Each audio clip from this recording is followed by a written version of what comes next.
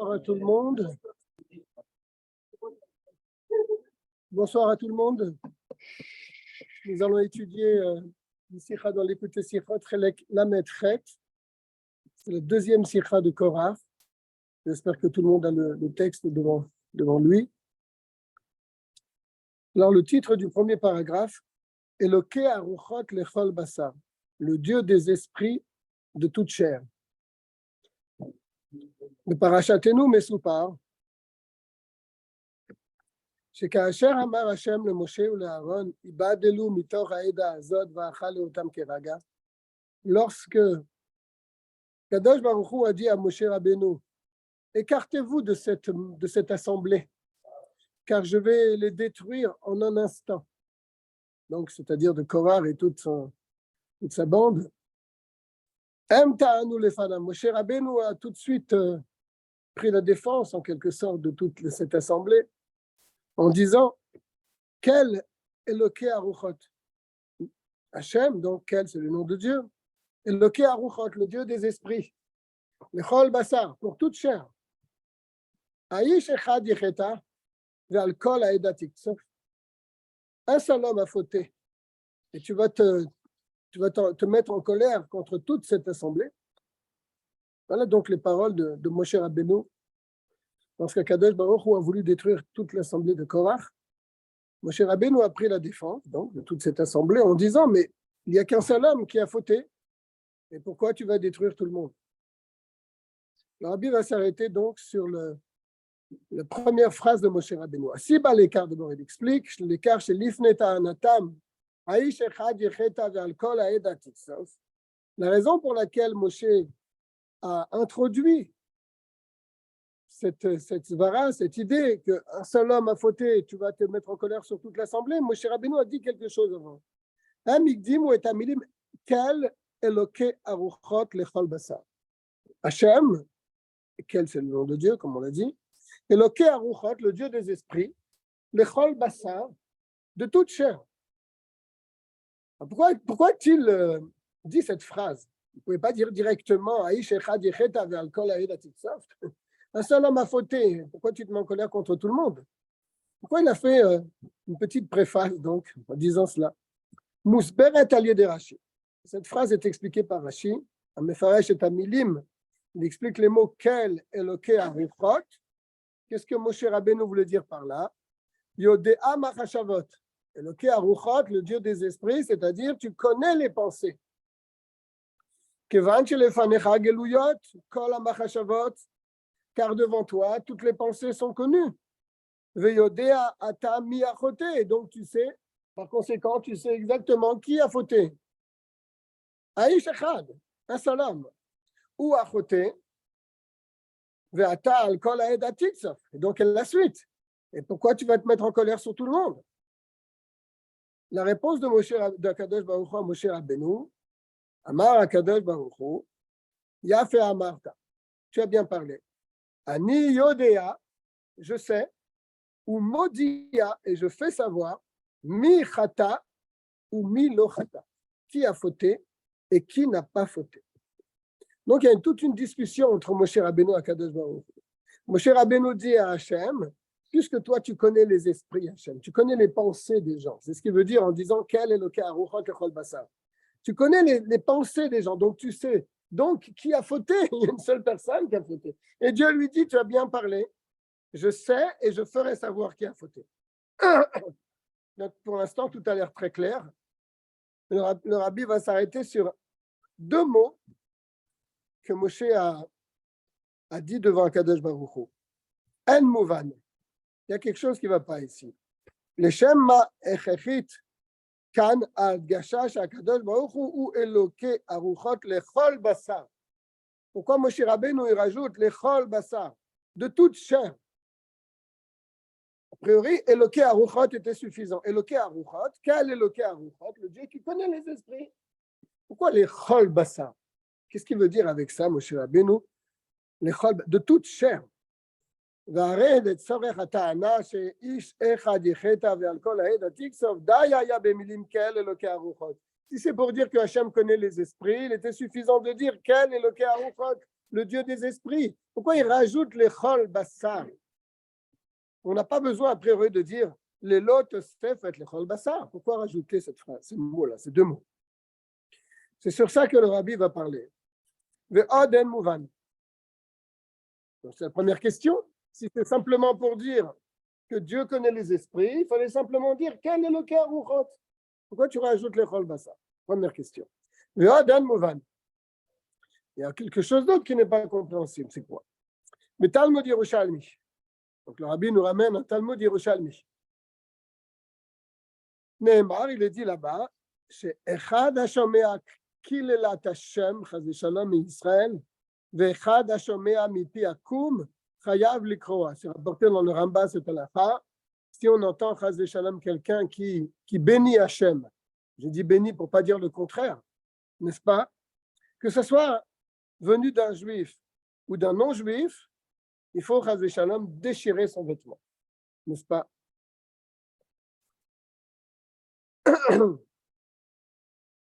Maïta'ama, pourquoi?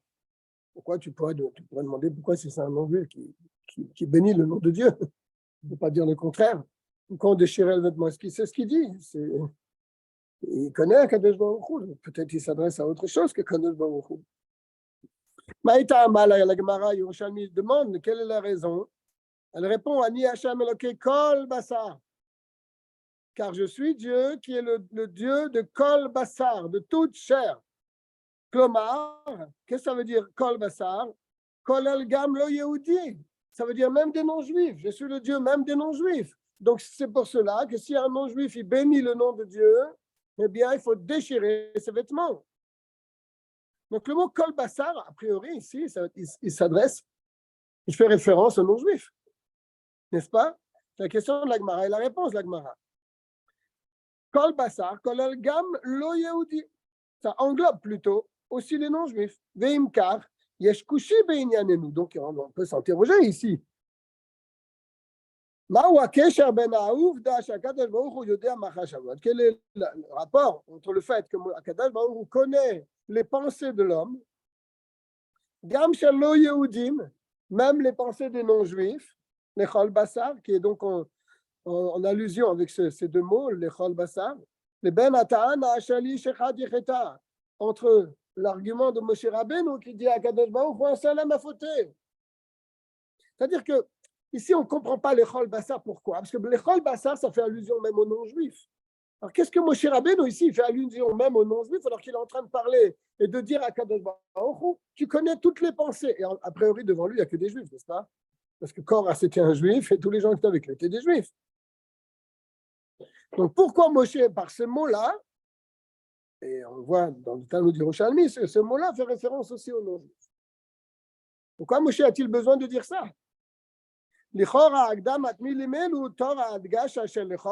A priori, ces deux mots-là auraient été bien, Matima, auraient convenu. Lorsqu'Abraham a prié pour Dieu, quand il priait pour Sodome et Amora. C'est la paracha, s'il y a 50 justes dans la ville, alors tu ne vas pas tuer tout le monde, s'il y a 45, s'il y a 40, etc. Là-bas, pour Abraham, oui, ça aurait été bien de dire l'Echol Bassar, parce que c'était des non-juifs. Benyan Sodome, Abraham il dit Tzadikim Racha. Est-ce que tu vas détruire le tzadik avec le Racha? Là-bas, on parle bien de non-juifs. À l'époque d'Abraham, il n'y avait pas encore de juifs, à part Abraham. Par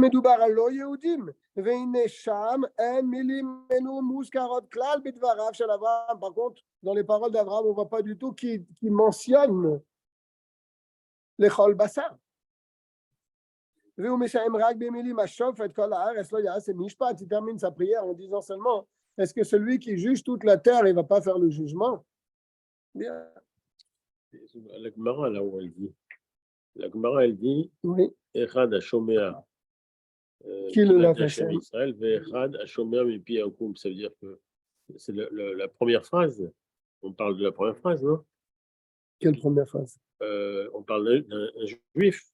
Hashomea, c'est toi ou un juif? Un juif qui entend quelqu'un qui bénit Voilà, mais Hachem, que ce soit celui de la part d'un juif ou que ce soit de la part d'un non-juif, on entend ça, on doit faire kriya, on doit déchirer son vêtement.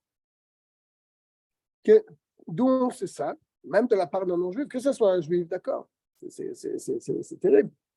Mais un non-juif, pourquoi on devrait faire kriya?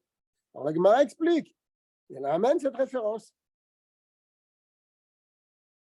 Ani Hashem Eloké Kol Bassar. Donc Kol Bassar, ça englobe aussi les non-juifs, n'est-ce pas? A priori, ce Kol Bassar, c'est Abraham qui aurait dû le dire, parce qu'il a prié pour Sodome, parce que là-bas c'était des non-juifs. On ne voit pas qu'Abraham il a dit Kol Bassar. Et Moshe Rabbeinu, lui, il dit Kol Bassar. Quel est le qui a le Kol Bassar? Pourquoi il dit ce mot qui fait allusion à des non-juifs? Ça, c'est la question que le rabbi pose. La première question, c'est une question générale. Qu'est-ce que ça vient ajouter dans la prière de Moshe pour dire à Dieu que tu connais les pensées? Qu'est-ce qu'il rajoute en disant l'Echol Bassar? C'est superflu, c'est en trop. Et deuxièmement, un peu plus loin, un peu plus poussé la question, l'Echol Bassar, ça fait allusion à des non-juifs. Donc pourquoi Moshe Rabbeinu dit ça? Bon, la question est très simple. Esber l'écart où je suis dans le bête maintenant. Tanat Moshe ve'Aaron. L'argument de Moshe et d'Aaron. Motal, Oui. j'ai une question. Est-ce que peut-être que l'assemblée de Korach s'est comportée comme des non-juifs, d'une certaine façon? Oui, et quand un juif il bénit le nom de Dieu, il se comporte comme qui? Bah oui. Pareil. Non, mais c'est quand même malgré tout un juif. Ouais, bien sûr. Mais bon, c'est le comportement qui laisse désir. Oui, c'est bien sûr, mais c'est quand même malgré tout un juif. Donc, pourquoi faire allusion ici à des non-juifs? Esber l'écart, l'explication de cela. Tanat Moshe et Aaron, Beofen Klali, la prière, l'argument de Moshe et d'Aaron de manière générale, c'est ça, elle repose sur ça, sur le fait que Shakadosh Baruch Hu Yodea Bebiru, Akadosh Baruch Hu sait d'une manière certaine et claire. Bidiato ou be'ashgachato apratit, par sa connaissance et par sa surveillance particulière, l'ashgacha pratit, mi'aya achoté. Dieu savait qui a fauté. Et le véritable fauteur, Aemti, mi ben adat Korah, parmi l'assemblée de Korah. Veshaya rak echad, et il y en avait qu'un, car Korah il a ameuté tout le monde avec lui, les gens se sont laissés entraîner. Mais le véritable fautif, c'est bien Korah. Kishon Rashi, Aïch echad, ou yer achoté. Un seul homme a fauté.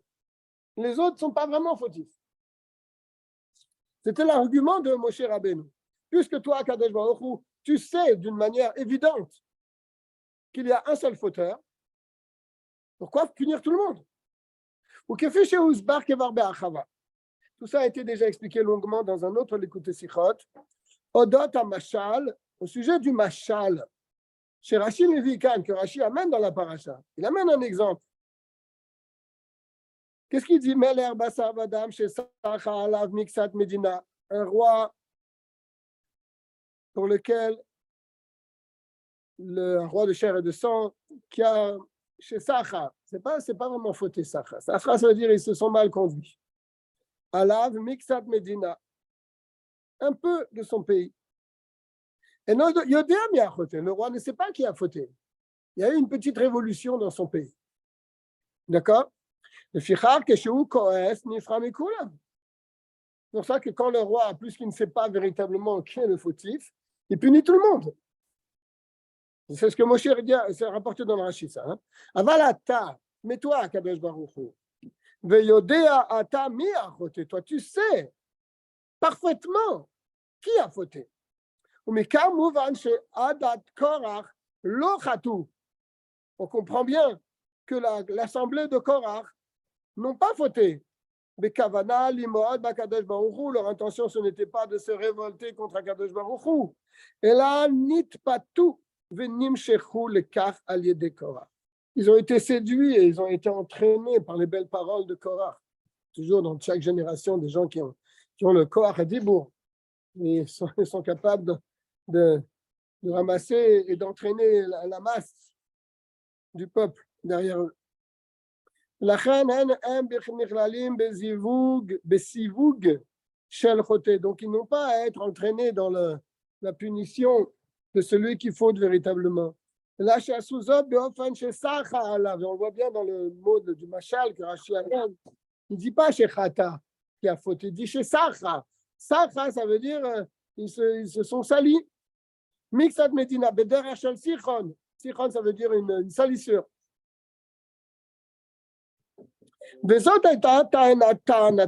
Et c'est ça l'argument de Moshe et d'Aaron. Puisqu'Akadosh Baruch Hu connaît les pensées, par sa hashgacha pratique, comme il a dit plus haut, et lui, il sait faire la différence entre choté, celui qui faute vraiment, et sichon, et celui qui se salit par le fait d'être entraîné avec le choté. Chez choté ou mored mamash, celui qui a fauté, il est vraiment mored, il se révolte contre Dieu. Il y a echad bilvad, et dans notre cas, c'était un seul. Ish echad yecheda. Ish echad, un seul homme. Ou à choté, c'est lui qui est fauteur. Et lui, il a entraîné donc les autres à rentrer dans son histoire et se salir avec ça. Chez le Kol Haïda de toute l'assemblée.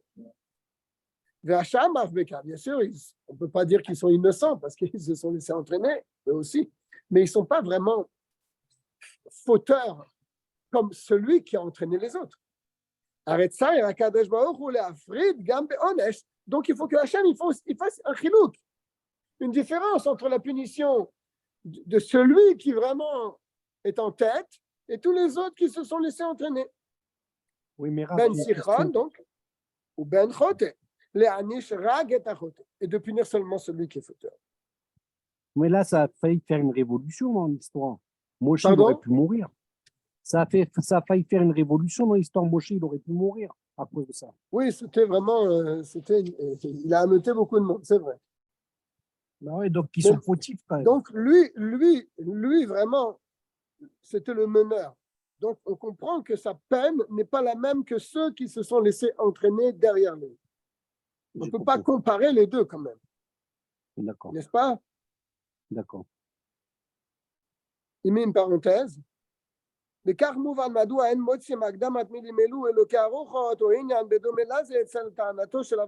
comprend pourquoi Abraham n'a pas du tout parlé de ça lorsqu'il a prié pour Sodome et Gomorrha. Il n'a pas dit à Kadosh Baruch Hu, mais il n'y a que quelques fauteurs. Pourquoi tu vas détruire toutes ces villes? Il n'est pas rentré là-dedans. Pourquoi? Là-bas, la seule prière d'Abraham, c'était Ben Sadik la Racha. Il y a des gens qui n'ont rien fait. Il y a des gens qui sont vraiment mauvais. C'était ça la distinction qu'il fallait faire dans ces villes. Il n'y a pas un qui a emmené les autres derrière lui. Il y avait, d'après ce qu'Abraham a dit, il y a peut-être des tzadikim là-bas, n'est-ce pas? Et il y a des rechaïm. Ne punis pas les tzadikim. Pour les tzadikim, laisse les villes. Afran Amirit Gambigalou, et en plus de ça, le rabbi dit, entre le tzadik et le racha, on n'a pas besoin d'être à Kadosh Baruch Hu pour voir les différences, n'est-ce pas? Tout le monde peut la voir. Par contre, quand il y a une révolution, tu sais, toi, qui est le meneur? Tu vois tout le monde en train de... Mais tu ne sais pas qui est le meneur, tu ne sais pas qui a entraîné les autres. Donc là, on a besoin de Kadosh Baruch Hu, que lui, il sait voir. Mais entre tzadik et racha, ça, on n'a pas besoin d'être à Kadosh Baruch Hu pour savoir quelle est la différence entre le tzadik et le racha. Donc, Abraham n'est pas rentré dans quel est le Dieu des esprits qui connaît le fauteur là-bas. Tout le monde peut le voir, le fauteur. Afran Anir Gambegilouy, c'est ce qu'il dit le rabbi. Cette distinction elle se fait d'une manière dévoilée. Bémaasé dans leur action, comment ils se comportent. Mais là, il y a Sham, Asouk, Shel Sifo. Là-bas, il n'y a pas la catégorie de ceux qui se sont fait entraîner. C'est pour ça que dans Abraham et Sodome et Gomorrha, il n'y a pas l'histoire de celui qui connaît les pensées. La frana ben sichon ou ben chot. Qu'est-ce qu'il a dit dans le bête, le rabbi? Il a dit que la kavana de Moshe et de Aaron, c'était que ici, il y a une différence entre le meneur et les autres. Et que pour savoir la différence, ce n'est pas un homme qui peut voir la différence. C'est Dieu qui connaît et qui sait qui a entraîné les autres et qui sont ceux qui se sont laissés entraîner.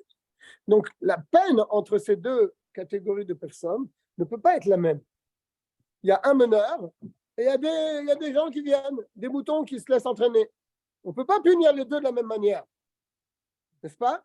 Et c'est pour ça que la Ta'ana de Moshe, c'était Kal et le Keharuchot, le Dieu des esprits, que toi peux faire la différence. Apparemment, tu vois toutes ces troupes-là, ils sont tous pareils.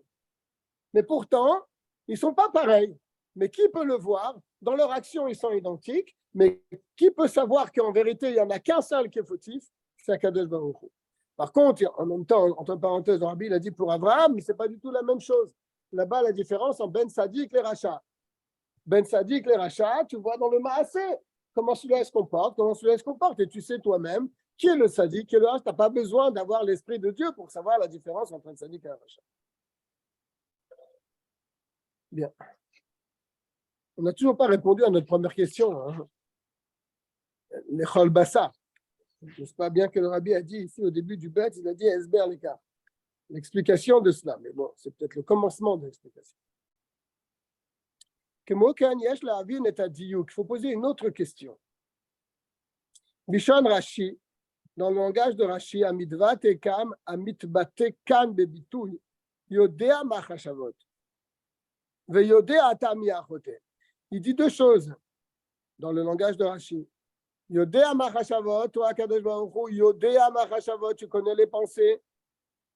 Veyodea atami achote. Et tu sais qui a fauté. Deux fois Veyodea. Tu sais les pensées et tu sais qui a fauté. Et on voit aussi dans la réponse de Dieu, qu'est-ce qu'il dit à Kadosh Baruch Hu? Ani Odea. Moshe Rabbeinu lui dit, tu sais. À Kadosh Baruch Hu répond, je sais. N'est-ce pas? Veneno mishtamesh bebitu yadua. Sheu alashon ashagur bedivre chazal. Le lachon n'est pas comme ce qui devrait être. Dans les paroles des Chachamim, on dit toujours Galouy veyadua. C'est dévoilé et c'est su. N'est-ce pas? Donc ici, Akadosh Baruch Hu aurait dû parler autrement. Il aurait dû dire, même Moshe Rabbeinu, peut-être il aurait dû parler autrement. Il aurait dû lui dire Galouy veyadua lefanecha mi achote. Et Akadosh Baruch Hu aurait peut-être pu lui répondre de la même manière Galouy veyadua. Non, il dit Ani yodea. Pourquoi le terme est différent? לפני מי שאמר והיה העולם, ובמיוחד כאשר רש"י בעצמו פותח כאן בהתבטאות, לפניך גלויות כל המחשבות, surtout que Rashi utilise le mot גלוי. לפניך גלויות כל המחשבות, sont dévoilées toutes les pensées. המתאים היה איפה שימשיך באותו סגנון, וידוע לפניך, il aurait dû dire continuer donc, il aurait dû dire Rashi, dans la bouche de Moshe Rabbeinu, Geluyot kol hamachashavot, veyadua lefanecha. Donc c'est une précision dans le langage. Pourquoi Rashi n'a pas utilisé un langage courant, Galouy veyadua, mais il a utilisé le terme yodea. Tu sais. Et même Hachem, il lui a répondu Ani yodea. Je sais. Donc c'est juste sur le lashon, sur le langage.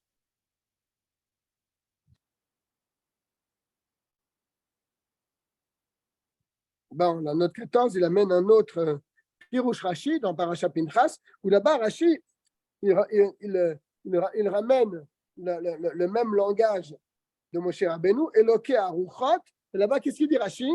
Galou veyadou alefanech. C'est dévoilé et c'est connu devant toi. Donc, Rashi, là-bas, il utilise ce lachon. Pourquoi ici, il n'a pas utilisé ce même langage? Il a dit Ata yodea. Et Dieu lui répond Ani Odea. Esber lekach keyadua yeshnam shte dargot biyediat ha'elyona. La réponse à cela, c'est connu. Et là, il ramène en bas les mamarim de Chassidut. de la manière donc de ce qui est dévoilé et connu d'Ashgacha Ha'elyona, dans la surveillance supérieure. Comment Dieu connaît les choses? Bon, ça, c'est des notions très, très profondes. Premièrement, la connaissance de Dieu peut se faire d'une manière de Galou Veyadoua. C'est dévoilé et c'est connu. Le lo itlapshut, sans s'habiller, betor abria, dans la création. Dieu sait les choses, la chose est dévoilée et connue. Le lo itlapshut, sans que cela s'habille, betor abria, dans la création. On va peut-être comprendre ce que ça veut dire avec la suite. Et là, mais c'est une conséquence obligatoire. Mais là, tout est su d'une manière automatique, n'est-ce pas? Sans qu'il y ait une conséquence dans les mondes inférieurs, si je comprends bien. C'est comme si on voulait prendre un exemple, un homme, chez un homme, Galou Veyadoua, tout ce qu'il ressent dans son corps, et Galou Veyadoua. Il a une douleur dans le pied, c'est Galou Veyadoua. C'est automatique, n'est-ce pas? Omnam, Gam Yedi Azo, cette connaissance-là, Chala al Kol Prat Veprat, une connaissance que Dieu a du monde et de ses créatures, c'est dans chaque détail de ce monde, n'est-ce pas? Il sait même jusqu'au, comme le Rambam le dit, jusqu'au ver qui se trouve dans la terre, enfoncé dans la terre. Dieu, il a une connaissance même de ces petites choses-là. Cependant,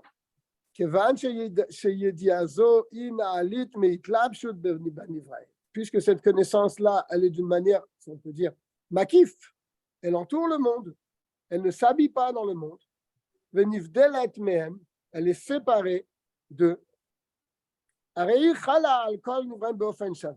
Cette connaissance-là, comme c'est quelque chose qui est makif, elle entoure le monde et toutes les créatures de la même manière. Il connaît tout ce qu'il y a dans ce monde de la même manière. Makif, manière d'entourer. Et donc, c'est une connaissance qui est séparée de créatures. Donc, ça tombe sur toutes les créatures d'une manière égale. Et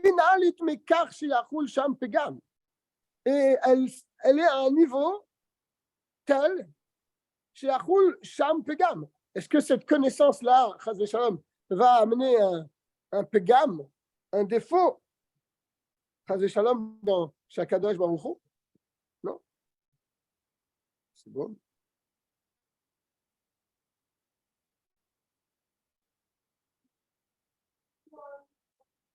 Est-ce que le fait que Dieu ait une connaissance de ce qui se passe dans ce monde, est-ce que ça a un effet sur lui? Non, pas du tout. Parce que c'est une connaissance qui est au-dessus de ce monde-là, et il connaît le monde de toutes ces créatures de la même manière, sans que cela puisse toucher à Kadosh Baruch Hu. Il n'y a pas de différence entre la connaissance d'un petit ver qui se trouve au fond de la terre et le Léviathan, par exemple, qui se trouve au fond de la mer, et les hommes. Et tout est pareil, c'est connu tous de la même manière.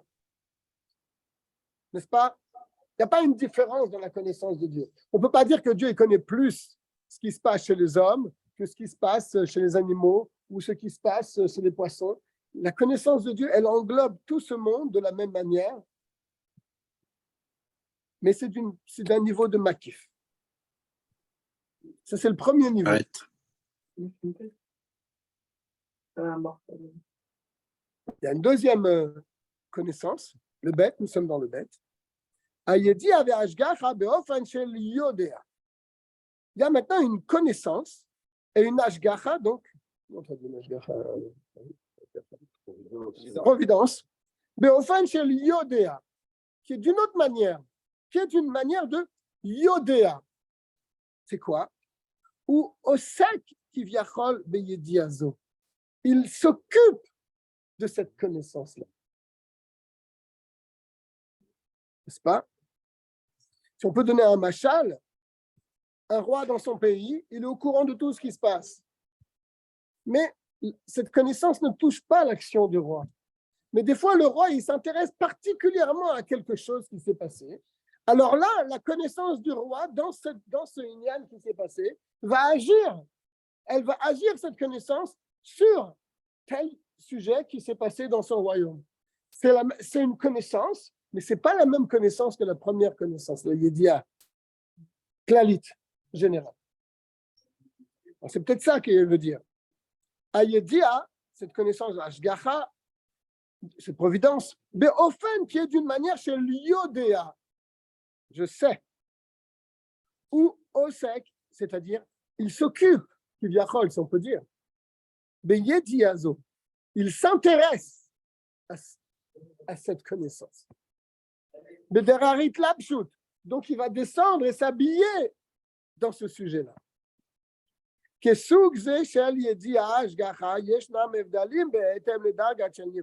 là, cet intéressement, si on peut dire, hein? Là, il dépend de la créature qui touche le créateur. Le roi, il va s'intéresser, par exemple, à un grand savant qui a fait une découverte dans son pays. Il va yodéa, il va savoir parce qu'il va être intéressé par ce qui se passe. Maintenant, avec une autre créature, même si elle a fait quelque chose de... Il va s'intéresser, mais ce n'est pas le même intéressement. Ce n'est pas la même chose. N'est-ce pas? C'est pour ça que ça, c'est le niveau de pnimi, profond. Profond, ça dépend du keli, ça dépend du réceptacle qui reçoit la lumière. Si la chose elle est vraiment à un certain niveau, le roi va vraiment s'intéresser davantage à ce sujet-là. Donc, c'est très pnimi. Quand c'est quelque chose de moins intéressant, si on peut dire, alors il va mettre son intérêt pour cette chose-là, mais pas de la même manière que l'autre. N'est-ce pas? Donc, ça, c'est le deuxième niveau de Yedia que Dieu a de ce monde. Premier niveau, une Yedia klalit, que là, toutes les créatures de la création sont identiques, du plus grand au plus petit. Dieu sait tout ce qui se passe dans ce monde, mais c'est d'une manière maquille. C'est pas comme un roi qui connaît tout ce qui se passe dans son pays. Il sait tout, mais il ne s'intéresse pas vraiment. Il ne rentre pas dans cette connaissance. Et deuxième niveau, c'est le niveau de pnimiut, de hitlapshut. Là, sa pensée va s'intéresser davantage à un détail de son royaume. N'est-ce pas? Ça, c'est Yodéa. Ani Yodéa. D'ailleurs, c'est rapporté dans Tanya que le sujet de Da'at, c'est Itkashrut. Quand on dit Ani Yodéa, ça veut dire que tu saisis parfaitement le sujet. Ce n'est pas Ani Yodéa. Ani Yodéa, j'ai entendu parler. Non, ça, c'est pas Ani Yodéa. J'ai entendu parler de ça. Oui, je sais que ça existe. Non, ce n'est pas Ani Yodéa. Ani Yodéa, c'est quand tu saisis le sujet vraiment parfaitement. Tu possèdes le sujet. C'est-à-dire que tu t'es intéressé, tu es descendu dans le sujet pour le comprendre et pour l'intégrer entièrement. Ça, c'est Yodéa. C'est le deuxième degré. Pourquoi le Rabbi explique tout ça? Parce qu'on a posé la question au début du chapitre que c'était marqué Ani Yodéa. Moshe Rabbeinu dit à Hachem, Ata Yodéa, tu sais. Il parlait de quel niveau là? Il ne parlait pas du niveau transcendant de la connaissance de Dieu qui connaît le monde et toutes les créatures. Il parlait Ata Yodéa. Ça veut dire, tu sais exactement, tu t'es intéressé, tu as vu, tu es descendu. Pas la même chose. Et Dieu lui dit, Ani Yodéa. N'est-ce pas? L'achel medaek Rashi bilshono Yodéa. C'est pour ça que Rashi utilise le terme Yodéa. Ce n'est pas du tout la même chose. Velo Yadoua. Quand tu dis Yadoua, c'est connu. Le roi sait ce qui se passe dans son pays. C'est connu. Mais il ne s'est pas intéressé. Il n'est pas descendu pour voir. Qu'il est kan keshura yedia pratique. Car ici est attachée donc la connaissance particulière. Shemimena novea inyan sacha veonesh. Et c'est de là que vient le sujet de Sachar Veonesh, n'est-ce pas? Quand le roi il sait tout ce qui se passe dans son pays, il n'est pas encore descendu à récompenser l'un et punir l'autre. Il sait tout ce qui se passe, mais c'est makif. Par contre, quand il s'intéresse à un sujet, là, on peut parler de Sachar et Onesh. Salaire et punition. Parce qu'il est descendu d'une manière de hitlapshut. Il a vu exactement, n'est-ce pas? Il a compris. Bien qu'avant aussi, dans le premier niveau, il y a cela, mais c'est de manière makif. On vient de le dire. Il canesut le temps praté à Inyan, rentrer à l'intérieur des détails c'est la date Korah. Et là, il fallait pas Yadoua ici. Il fallait Yodéa. Je sais qu'il y a une bande qui sont en rébellion contre Moshe Rabbeinu. Non, c'est pas ça que Moshe dit à Akadosh Baruch Hu. Je ne fais pas appel à cette connaissance. Je fais appel à la connaissance de Dieu telle qu'elle descend dans les niveaux les plus bas et qu'elle s'investit, qu'elle s'habille dans le monde. Et là, on voit qu'il y a une différence entre Korach et tous les autres. Les temps pratés à Inanim shel Adat Korach, Ad leofan shel Modia, de manière qu'il doit faire savoir, Mi rak negrar kesichon ou mi achote. Qui est celui qui s'est fait entraîner et qui s'est donc sali par cela, et qui a fauté véritablement? Bien. Là, on rentre vraiment dans un mamar, là, parce que Yedia Klalit et Yedia Pratit, ce n'est pas du tout la même chose. Hein? Je pense que vous avez compris ce que ça voulait dire. Yedia Klalit, il sait tout ce qui se passe dans le monde, n'est-ce pas? Comme un homme ou comme un roi, c'est tout ce qui se passe dans son royaume. Il sait tout, exactement tout, mais il ne rentre pas dans cette connaissance au point d'aller toucher le sujet véritable. D'accord? Ce n'est pas d'une manière Be'itlapshut. Quand c'est Be'itlapshut, alors là, c'est le deuxième niveau de connaissance. C'est Yodéa. Donc, il y a une différence entre Yodéa et Yadoua. C'est connu, même en français, c'est connu. Quoi? C'est connu, mais tu connais le fond du problème? Non, j'ai entendu parler, mais c'est connu cette histoire. Maintenant, si tu veux rentrer véritablement, tu ne dis pas Yadoua, tu dis Ani Yodéa. Je sais, je connais ce sujet parfaitement. Pas la même chose. Bien. Alors maintenant, on va rentrer dans la Shita du Rambam, de le Dalet. Shita du Rambam lega be'ashgacha ala reshaim. La Shita du Rambam sur la providence, et la connaissance donc, des reshaim et des gens mauvais. Il y a Doha Shitat Rambam de Moreh Nevuchim. Je ne sais pas si vous avez eu l'occasion de lire le Moreh Nevuchim. Moi, je l'ai en hébreu, il a été traduit parce qu'il est écrit en arabe. Même avec les commentaires, c'est de la Kabbalah. Alors, en français, n'en parlons pas. Ça doit être, à moins que ce soit un grand philosophe qui l'ait traduit en français. Mais c'est vraiment. Ouais. C'est un livre assez compliqué. Alors, le Rabbi nous explique en tout cas. Il y a Doua Shitat Rambam, c'est connu la Shita du Rambam dans Moreh Nevuchim. Vous avez les références en bas si vous voulez aller regarder. Shirak Almin Adam Yesh Ashgacha Pratit. Le Rambam il tient que c'est seulement pour l'espèce humaine qu'il y a une providence particulière. On va laisser voir c'est ce que va venir. Ala Adam Pratit, sur l'homme en particulier. Be'ot shebedomem somea achai. Alors que pour le domem, le minéral, le tzomeach, le végétal et le chai et l'animal, yeshnam ashgacha rak ala min. Ça me dit souvent dans les mamarim ça. Il y a une ashgacha, il y a une providence seulement sur l'espèce, mais pas sur chaque animal en particulier. Beofen klali, de manière générale. Velo al pratav ashonim, mais pas sur chaque individu séparé. Ça, c'est la Shita du Rambam. Adam, par contre, dans l'humain, dans l'homme,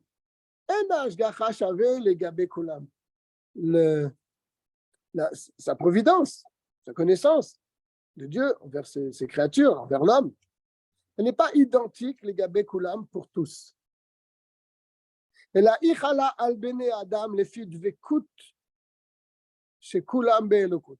Mais elle tombe, cette ashgacha, al bene Adam, sur les gens, les filles de Vekut sichlam, selon leur attachement par leur esprit, Be'elokut, dans la divinité. C'est-à-dire, il y a une ashgacha pratique sur les hommes, mais elle dépend comment l'homme se situe par rapport à Dieu. Si l'homme se comporte comme une bête, il n'aura pas la même ashgacha pratique que pour un tzaddik, ou pour un chassid qui est attaché avec Dieu. D'accord? Donc, même chez les humains, chez les êtres humains, il y a des chiloukim, il y a des différences. Umina sichlim amemarim v'areshaim. Et surtout, la différence qu'il y a entre ceux qui sont attachés avec Dieu et tous ceux qui sont rebelles ou méchants, reshaim, qui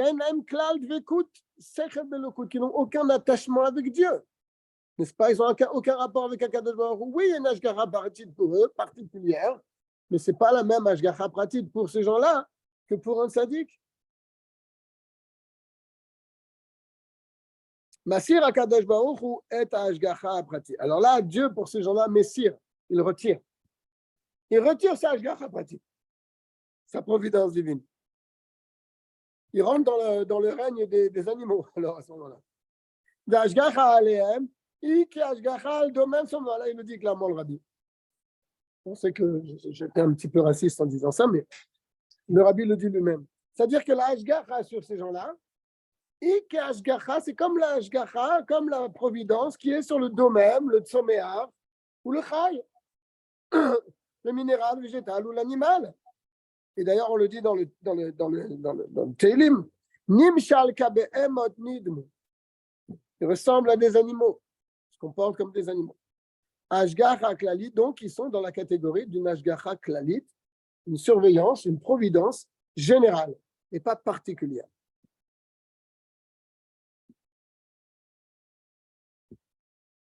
Ou kefi shekatouv, et ça on le retrouve même dans la paracha, pas la paracha de Korach, mais si vous regardez en note, c'est dans paracha Vayeler. Veistarti panaim, je cacherai ma face d'eux. Ça veut dire quoi? Je cacherai ma face d'eux. C'est-à-dire que Dieu ne les voit pas alors. C'est-à-dire qu'ils rentrent dans une autre catégorie de Hashgacha. Je cacherai ma face, c'est-à-dire comme si je ne faisais pas attention à eux particulièrement.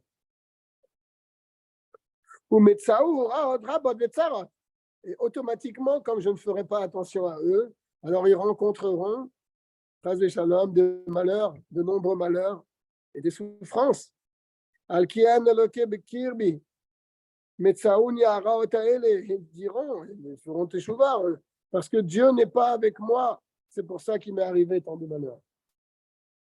Klomar, ça veut dire, Kasher Am Israël mitnatek mina elokut, quand Chaz v'Shalom, le peuple juif se détache de la divinité, Areou Naase Moufkar le Mikre, ils sont laissés à l'abandon, à tout ce qui peut arriver. והצרות באות עליו בדרך של מציע, et les חס ושלום, les tsarot, les souffrances arrivent, ils rencontrent une souffrance, arrive comme ça, c'est quoi? C'est voulu, c'est pas voulu, non, c'est comme ça, c'est micré, בדרך מיקרה, מעצמם, d'elle-même, כביכול, si on peut dire. Ça, tout ça, c'est le Rambam, je crois.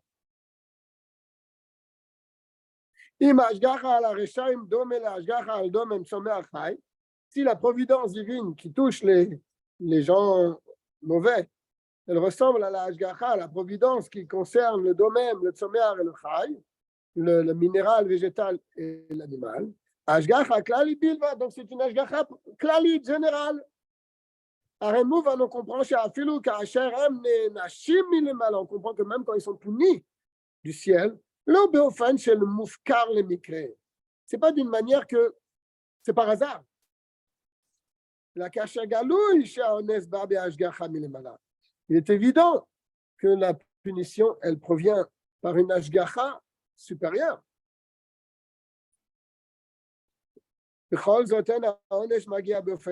Pourtant, cette punition ne vient pas d'une manière pratique, particulière pour lui.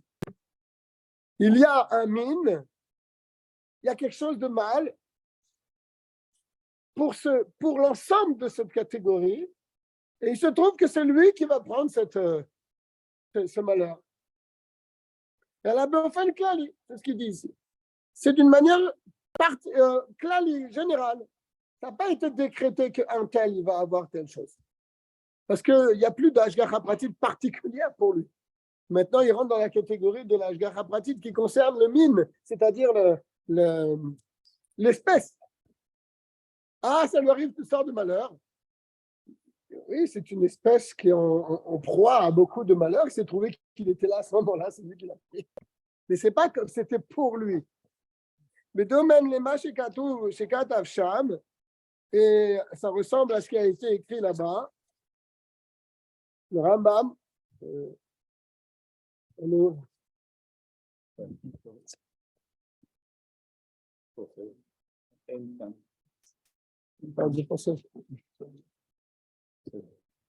c'est Sirklim Amamrim, c'est Sirklim, c'est-à-dire ces imbéciles qui se révoltent. Soudrou Beseder She'ar Ishi Mine Baal Chaim. Ils rentrent dans la catégorie, donc dans le Seder des Baal Chaim, des animaux. C'est pour ça que ces gens-là, il est très facile de les tuer.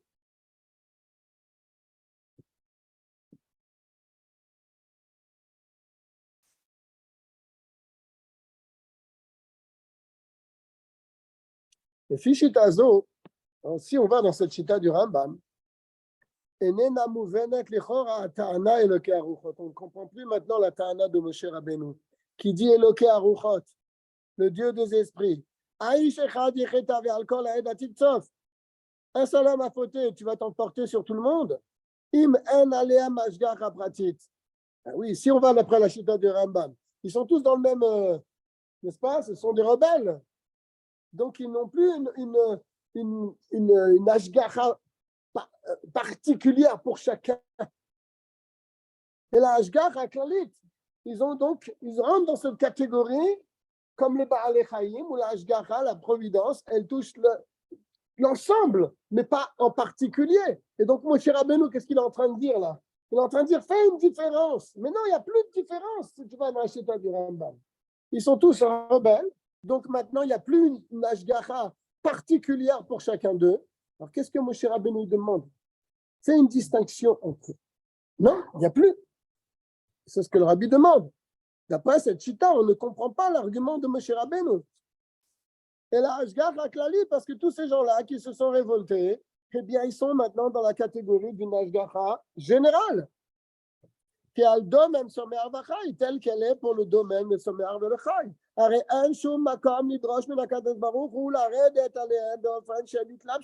Il n'y a plus lieu maintenant de demander à Kadesh Baruch Hu de le regarder d'une manière de hitlapshut et de faire une différence entre les deux, entre tous ces gens-là.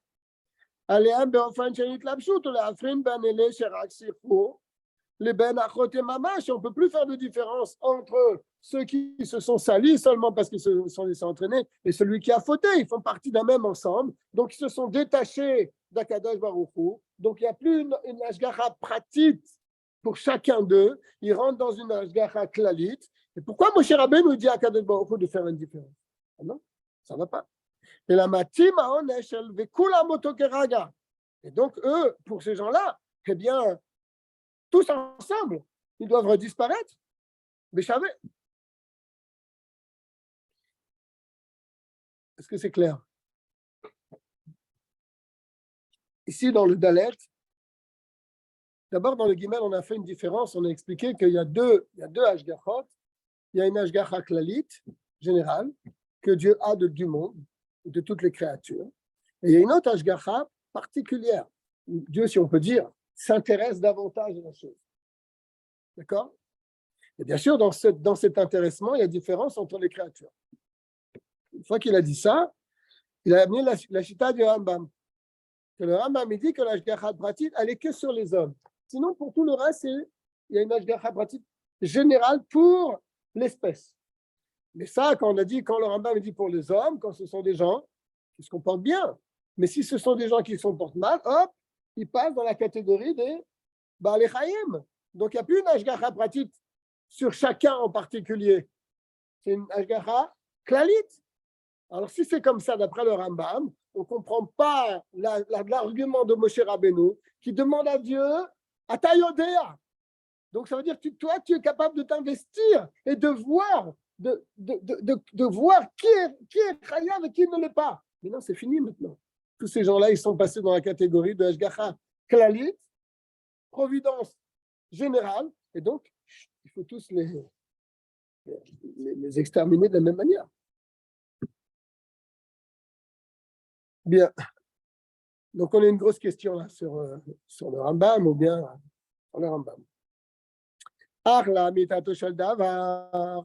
Mais si on réfléchit véritablement bien, correctement dans tout ce lien-là, en kan shum kush. Il n'y a pas du tout de question. Alors, il va nous expliquer pourquoi il n'y a pas de question. Advarim yuv'aru alpi esbero shel admur ha'emtsai. Tout ça, on va le comprendre avec une explication du Rabbi Ha'emtsai. Le Rabbi Ha'emtsai, c'était donc le fils de l'Admor HaZaken. Il ramène en référence, bien sûr, des Mahamarim de Rabbi Ha'emtsai. שדעתו של הרמב"ם, שאין השגחה פרטית על דומם צומח חי, lui il explique au Rambam. Ça que le Rambam a dit qu'il n'y a pas une providence particulière sur le végétal, minéral, végétal et animal. Et n'a meovestira le shitato shel Baal Shem Tov. C'est pas une contradiction avec la shita du Baal Shem Tov. Vous savez que la shita du Baal Shem Tov, c'est qu'il y a une ashgacha pratique même sur les plus petits détails de la création. Une feuille qui tombe d'un arbre, le nombre de tours qu'elle va faire, à l'endroit où elle va, tout ça, ça rentre dans la providence divine. Donc, a priori, ça se contredit avec ce que le Rambam dit, n'est-ce pas? Parce que le Baal Shem Tov, il a dit que l'ashgacha pratique, elle est dans tous les détails de la création. Chaque créature, elle a sa ashgacha pratique. C'est-à-dire l'ashgacha pratique, c'est-à-dire itlapshut. Dieu, il s'habille dans cette ashgacha pratique. En quoi ce n'est pas une contradiction? Chez Kayem et ashgacha pratique al kol hanivraim. Que donc, après le Baal Shem Tov, il y a une providence divine sur toutes les créatures.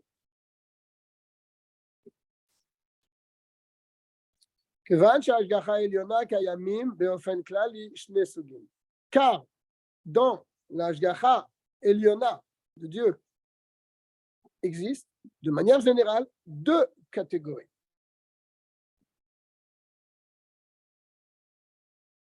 Ashgacha pnimit, cette providence profonde. Ashgacha shei geluya, une providence qui est dévoilée. Kloma, ça veut dire quoi? Enena nechbet ou mechusa bilvushe ateva. Elle ne s'habille pas dans les habits de la nature.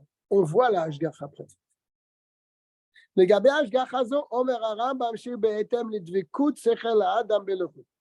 C'est pour cette ashgacha-là qui est dévoilée et qui ne se cache pas dans la nature. C'est sur cette ashgacha-là que le Rambam dit qu'elle est en rapport en fonction de l'attachement de la personne avec Dieu. Comment elle est attachée avec Dieu. Là, la ashgacha pratique, tu peux la toucher des mains, tu peux la voir, tu peux la sentir. Par contre, pour le domem, le tzomer, le chai et pour le reshaim, il n'y a pas cette ashgacha pratique que tu peux voir et toucher des mains. N'est-ce pas? Si j'ai bien compris.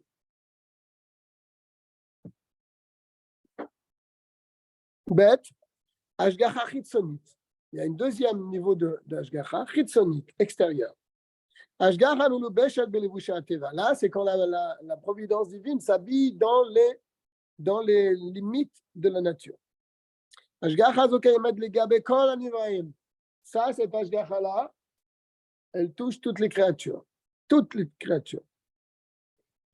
Et c'est ça la chita du Baal Shem Tov. Et le Rambam, a priori, d'après cette explication, il va dans ce sens aussi. Quand il dit qu'il n'y a pas d'ashgacha pratique, ce n'est pas qu'il n'y a pas d'ashgacha. Est-ce qu'elle est visible ou est-ce qu'elle n'est pas visible? Est-ce que tu peux la voir? Est-ce que tu peux la toucher? Ou est-ce que tu ne peux pas la voir? Est-ce qu'elle s'habille dans la nature et tu ne la remarques pas? Ou bien tu peux la voir malgré tout? Alors, c'est ce qu'il dit, la Ashgacha Chitzonit, l'Ashgacha extérieure. C'est une Ashgacha pratique qui s'habille dans les règles de la nature. C'est la nature. Je crois que c'est la nature, c'est comme ça. C'est Dieu qui s'occupe de ça. Et toi, tu crois que c'est la nature. Tu ne vois pas l'Ashgacha pratique. Ça, c'est l'Ashgacha qu'il y a donc pour toutes les créatures. Yotzefo, il sort donc de là. C'est Gam le Data Rambam, que même pour la vie du Rambam, Kayemet, Ashgacha pratit à la Rechaim. L'Ashgacha pratit, elle est aussi sur les Rechaim. Seulement, elle n'est pas visible.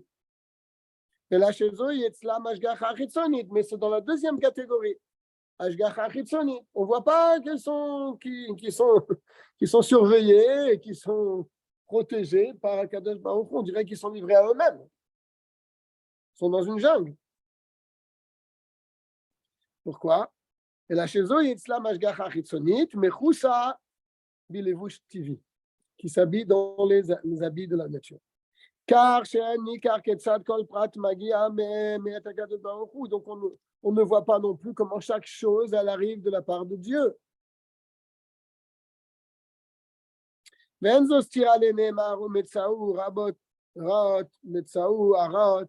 c'est pas en contradiction avec ce qu'on a appris tout à l'heure au sujet de la paracha Vayeler, qu'ils se sont détachés de Dieu. Alors ça va, ils vont rencontrer de nombreux malheurs, etc., etc. Moufkar le Mikre, là-bas le Rambam dit, ils sont abandonnés à toute chose qui peut arriver. Kevan Shanagazo, Atzman Oved Meshgacha pratique, Veistar Tipanay. On a peine de rentrer trop dans les détails, dans ces détails-là qui sont un peu simples.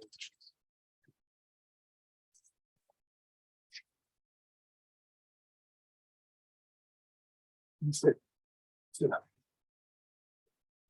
En kan siluk Ashgacha. C'est pas qu'il n'y a plus de Ashgacha. Et là, Veistar Tipanay, quand Dieu, je cache ma face, ça veut dire, Astara al-Ashgacha apnimit. Il cache sa face de la première catégorie de Ashgacha, où on voit la providence divine. On peut la voir. Là, ils rentrent dans un système où ils ne comprennent plus ce qui leur arrive. Ils ne voient pas la providence divine. C'est ça qui veut dire, je cacherai ma face, et ils seront sujets à toutes sortes de malheurs qui arrivent.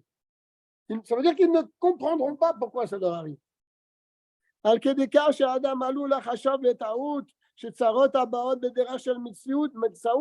Au point qu'un homme peut penser que ces malheurs lui sont tombés dessus comme ça, par hasard. Les Fiminaga Olam, parce que bon, c'est comme ça, il y a des maladies qui sont dans le monde, alors voilà. Personne ne s'imagine que voilà, c'est tombé sur moi. L'Ashgacha pratique, elle est cachée. Au Nikra, Nikrit, c'est un accident. Mais concrètement, c'est évident qu'il y a une Ashgacha pratique sur tout ça. Mais une fois qu'on a fait le tour un petit peu, on a parlé un petit peu de l'Ashgacha pratique, on a parlé de la Shita du Rambam, on a arrangé ça avec la Shita du Baal Shem Tov. Donc tout ça, ça demande une certaine phasara pour bien comprendre le sujet. Donc on a un peu survolé tout ça. Alors on va peut-être redescendre un petit peu maintenant. On est dans le Vav. Et c'est peut-être ce qu'il disait notre ami tout à l'heure. Et le Keharuchot, le Chol Bassar, on avait posé au début les Chol Bassar. Pourquoi tu parles des Chol Bassar? Ça concerne les non-juifs. Ashgacha pratique Gam à la Rechaim. L'Ashgacha pratique, elle est aussi sur les Rechaim. Le fi amour le il mouvan akesher sheben agdama et le Keharuchot, le Chol Bassar. Après tout ce qu'on a expliqué, on va comprendre pourquoi Moshe Rabbeinu il a dit les Chol Bassar pour toute chair. Les Ben Ata'ana et la suite de la prière de Moshe Rabbeinu. Aïch echad yicheta. Un seul homme a fauté et tu vas te mettre en colère sur tout le monde. Alors, qu'est-ce qu'il voulait dire? Comme on l'a dit au début de la Sikha, quand on dit Kol Basar, ça concerne même les non-juifs.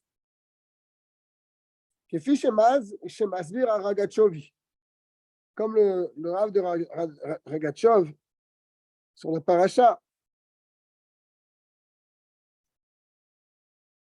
sur la Haftara de Béar, on va se noter. Il explique le Pasuk, Ani Hashem Eloke Kol Basar. Je suis Hashem, le Dieu de toute chair. Miusad al Tzitut Sheleim. Et ça, ce Regatchovi là, il est basé sur le Yerushalmi qu'on a amené plus haut. Vous vous rappelez, quand le Yerushalmi dit que quand un juif il bénit le nom de Dieu, il faut déchirer ses vêtements. Si c'est un non-juif qui bénit le nom de Dieu faucide, et quelle preuve il amène le Yerushalmi? Il amène justement ce verset. Qu'est-ce qu'il veut dire donc le Regatchovi? Ani Hashem Elokei kol basar, miusad. On dit, Rotzelom ha'ashgacha pratit gam bebnei Noach. Il y a une ashgacha pratit, même sur le bnei Noach, même sur le non-juif, n'est-ce pas? Il y a une ashgacha pratit. Deuxième catégorie de chitzoni, celle qu'on ne voit pas, mais elle est là. Pourtant, tout ce qui se passe dans le monde est voulu par Dieu, mais tu crois que c'est comme ça que ça arrive, parce que tu ne vois pas l'ashgacha pratit.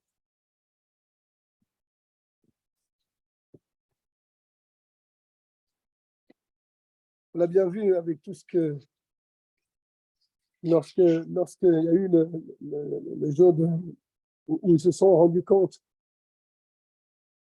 qu'il y avait des livres qui manquaient à la bibliothèque. Bon, les secrétaires, ils ont dit, bon, on a volé des livres, on va rechercher qu'est-ce qui arrive. Le rabbi, il est devenu fou de cette histoire. Il a dit, mais vous ne comprenez pas qu'est-ce qui se passe ici? Le rabbi voyait qu'il y avait une ashgacha pratique très forte, qu'il y avait là-haut dans le ciel une accusation. Et c'est pour ça que c'est descendu en bas. Donc, le rabbi comprenait tout ça. Mais pour nous, c'est a priori, bon, il y a quelqu'un qui s'est amusé à voler des livres, c'est un voyou qui a fait des vidéos. Le tzaddik, il sent la ashgacha pratique. Il la comprend, il la voit.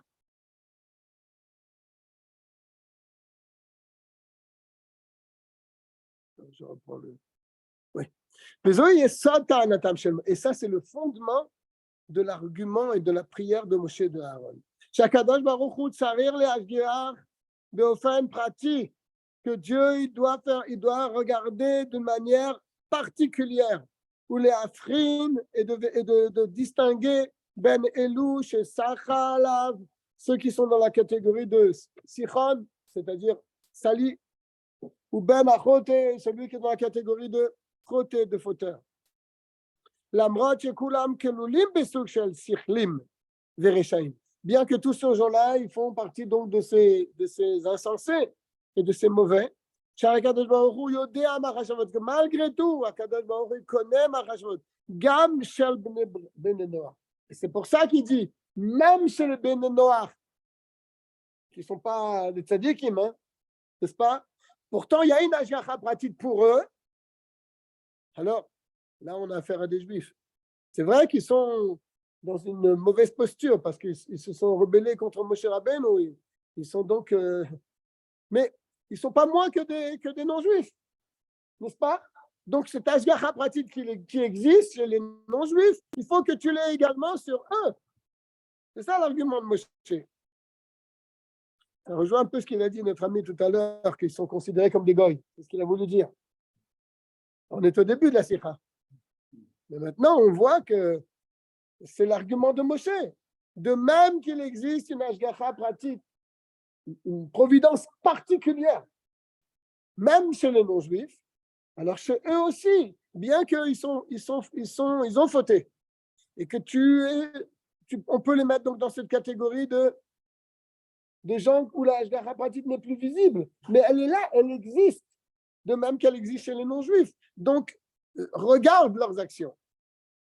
L'amrot shekulam kelulim besuk shel sichlim ve'reshaim, bien que maintenant ils font partie donc de cette catégorie de sichlim, d'insensés et de reshaim. Sharei Akadosh Baruch Hu yodea machashavot, mais pourtant Akadosh Baruch Hu yodea, il sait, c'est-à-dire il s'investit dans la connaissance. Gam shel bnei Noach, même chez les non-juifs. Vegam alehem chala ashgacha pratit, et même sur eux il y a aussi la ashgacha pratit. Gam imen etzlam dvekut asechel be'elukut, même s'ils n'ont pas d'attachement intellectuel avec Dieu, sont loin de toute idée de la divinité. Et pourtant, il y a une ashgacha pratique chez eux. Ou bevadaï ou yodea machashavot, il y a certains qui connaissent la pensée au mashgiach be'ofen prati, al kol yehudi.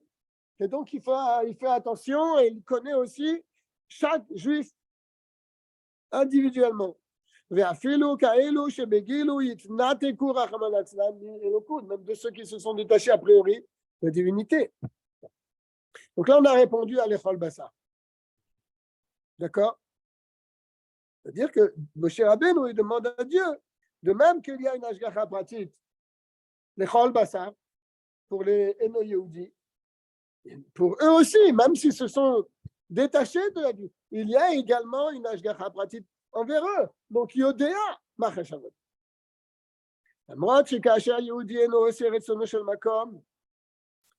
Malgré que lorsqu'un juif ne fait pas encore la volonté de Dieu, donc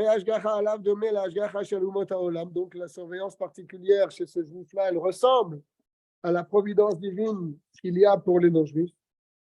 Ashgacha Chitzonit, la deuxième catégorie, Ashgacha Chitzonit, c'est-à-dire on ne voit pas la providence divine, on croit que c'est micré, c'est arrivé comme ça. Mechuse bilvush activi, donc c'est caché dans les habits de la nature. Pourtant, c'est pas la même chose, Rabbi veut dire. Malgré qu'on peut penser que ça rentre dans la même catégorie. Pourtant, yeshno evdel mauti. Il y a une différence essentielle.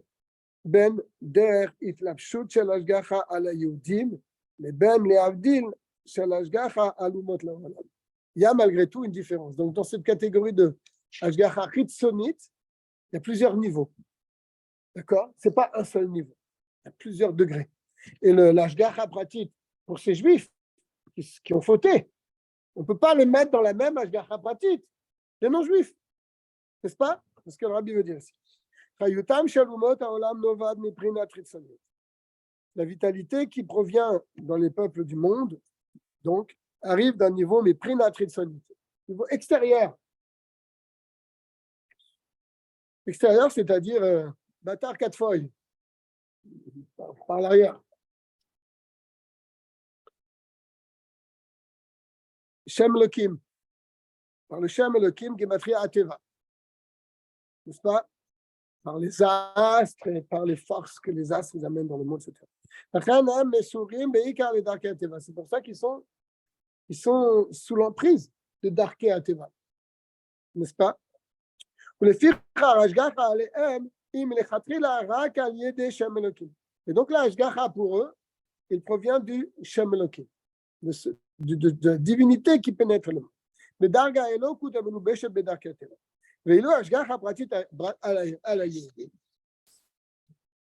Cependant, la Ashgacha pratique pour les Juifs, c'est que la vitalité du peuple juif ne vient pas du Shem Elohim, mais elle vient du Shem Havayé. Havayé, donc, c'est au-dessus de la nature. Et Shem Havayé Atzmo, mais Shem Havayé, du nom de Dieu lui-même.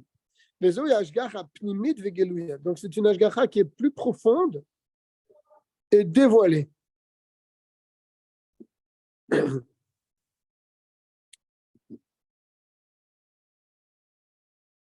Là, il renvoie des Mahamarim dans sa mère, le Mahamarim du Rabbi de Rachab.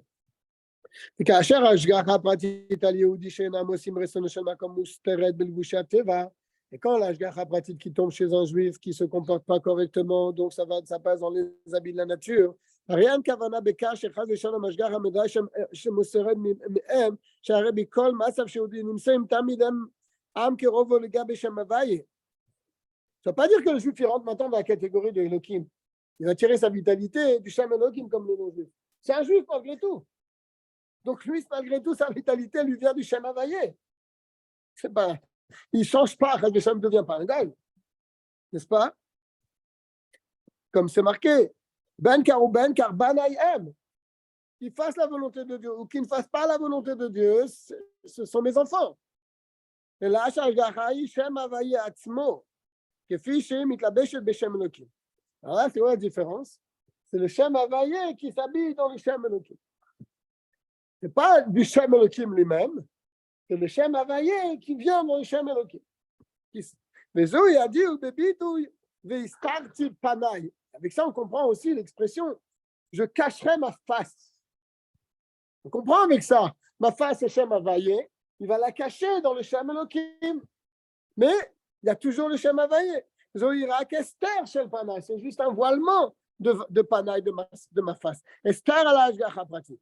Apnimit, un voilement sur la providence profonde qui provient du Shem Havaye. Que Mousbarlil, comme c'est dit plus haut. Le Shichar Nitan Leagia Aliede Idbonenut Besechel Lemaskana Sheyeshna Hashgacha Pratit. C'est pour ça que, par une idbonenut, par une réflexion, on peut arriver à la conclusion qu'il y existe une hashgacha particulière pour chacun.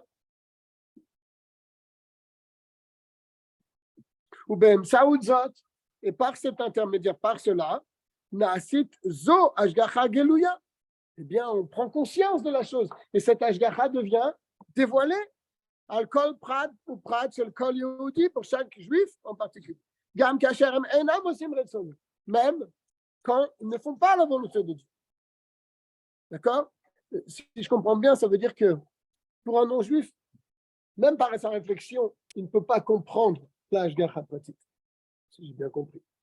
Mais pour un juif, même si c'est un juif qui transgresse la Torah, par sa réflexion, comme il est attaché avec le Shem Havaye, malgré que le Shem Havaye s'habille dans le Shem Elokim, par sa réflexion, il peut comprendre, malgré tout, que ce qui lui arrive, ça provient de l'Hashgacha pratique. Fait,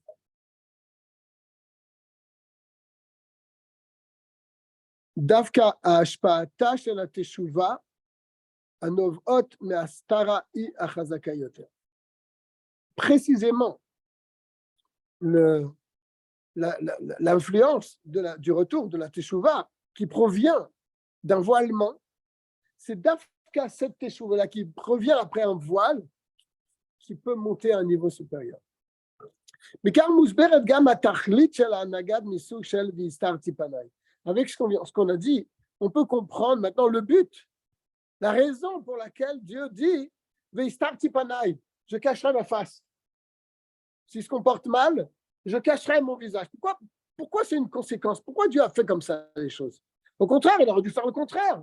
Si les gens se comportent mal, alors il leur fait un guilouille pour qu'ils changent et qu'ils se rapprochent. Non, ils se comportent mal, alors Dieu cache sa face. Alors tu les enfonces encore plus là.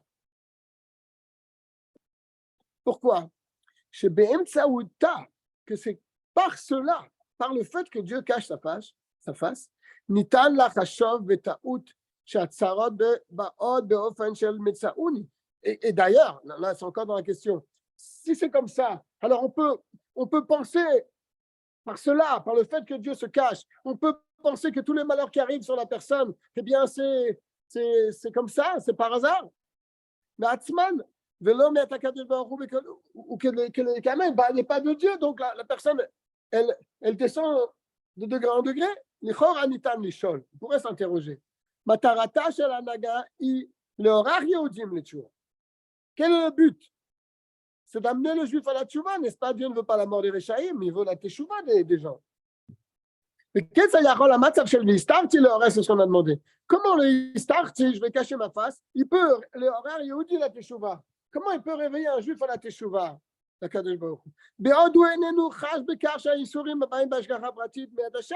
point qu'il arrive à un matzav tellement bas qu'il croit que tout ce qui lui arrive, c'est par hasard. Donc, il ne se remet pas en question. Il ne voit pas la main de Dieu. Donc, comment il peut arriver à la tchouva de ce côté-là? C'est quelque chose qui arrive accidentellement. Et pas avec une intention particulière, qui est de l'horaire la tchouva. Donc, a priori, c'est une descente. Il n'y a pas de fin à cette descente. Et pourtant, on sait que la kavana de Dieu, c'est de ramener que la personne fasse teshuva. Alors pourquoi il a décidé justement veistarti panai? Et là, chez Kevan, chez istarti ou bechitzionut bilvad. Parce que le istarti, c'est seulement bechitzionut, de manière extérieure. Beod asher bepnimiut kayemet, mais profondément, il y a une hashgacha pratique. Seulement, extérieurement, tu ne la vois pas. Gamaz hashgacha shel Shem Havaye, et lui, il le reliait toujours avec le Shem Havaye, le nom d'Havaye. Al-Kol Prat ou Prat, dans tous les détails. C'est pour ça qu'il y a caché dans ce istarti, justement, sans vouloir faire de jeu de mots. C'est caché dans ce Istarti, le Shem Havaye qui réveille le juif à la Teshuvah. Donc, c'est ce qu'il dit ici. Retson le Teshuvah le Lokut. Ve'adraba, et encore plus, le Rabbi dit.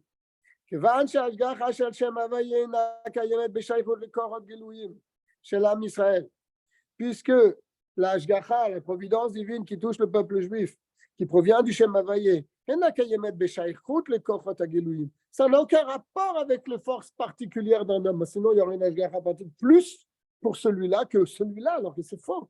Donc ce n'est pas attaché avec le kochot ritzoni, avec les forces extérieures de l'homme. Chez l'âme Israël. Mais c'est attaché avec l'essence de l'âme d'un juif. Il fait partie du peuple juif, il est relié avec le Shem Havaye. Ça ne dépend pas de tes actions. Si tu es un tzaddik, si tu es un bénoni, si tu es un rachat. Donc la chose, elle agit sur son essence même. Comme c'est connu.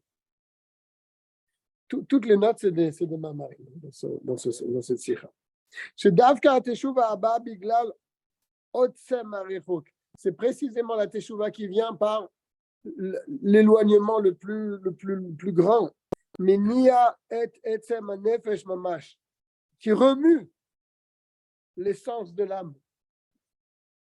Ou mashpia al klalut, et qui peut influer sur al-klalut avoda ruchanit, sur le service divin. Be'od asher teshuvatam shel tzadikim enena mashpia kol kara al-klalut avoda ruchanit. אלא רק מוסיפה להשלמות. Alors que il y a plusieurs degrés de teshuva. Batterie faible. C'est pas grave. Alors que la teshuva a différents degrés. Les gens, ils ont fait des erreurs dans leur vie. On ne dit pas pour eux, Istarti Panaï. Donc il va faire teshuva sur sa faute. Mais ça ne sera pas la même teshuva pour celui pour qui on a dit Istarti Panaï. La teshuva de celui qui est arrivé à un niveau de je cacherai ma face de lui, elle est beaucoup plus grande que la teshuva d'un juif qui a fauté, mais qui est toujours encore dans la hashgacha pratit visible de Dieu. C'est ce qu'il est en train de dire. Il dit que la teshuva du tzaddik, ça ajoute dans sa perfection. Et ça ne le fait pas sauter de degré. Le fusée Mouvan, on arrive à la fin. Mouvan a dit, avec ça, on comprend maintenant la réponse de Dieu à Moshe Rabbeinu quand il lui a dit, il a fait à Martha. Tu as bien parlé. Ani Yodea, je sais. Donc, c'est-à-dire, je m'investis dans la Hashgacha pratique même de ces juifs-là. Ou Modia, et je ferai savoir. Michata ou Milochata Kedelean. Comment expliquer? Loya Zera que fut Ta'anat Moshe et Aaron. Dieu va plus loin même que la Ta'anat Moshe et Aaron.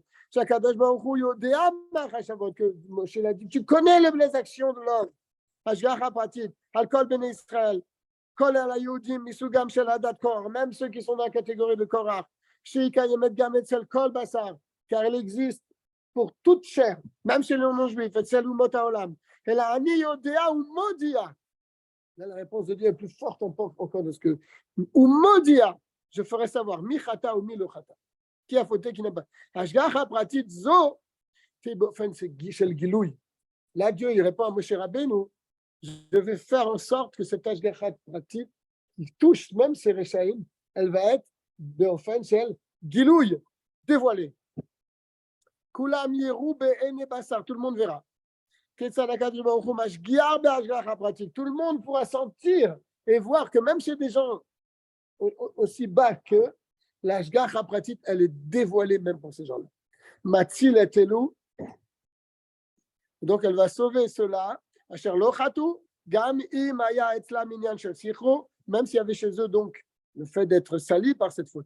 Vofen hashgacha kazeh, shegam al sug zeh shel anashim tachul b'hashgacha pratit begalouy, et donc ça va être une manière de dévoilement. Kayam rak etzel am Israël, et ça n'existe que pour le peuple juif. Etzel am kerovo, qui est le peuple proche de Dieu, shel hakadosh baruch hu. Eh bien, voilà, on a terminé la sikha. Il faut la revoir, parce que c'est une sikha très profonde.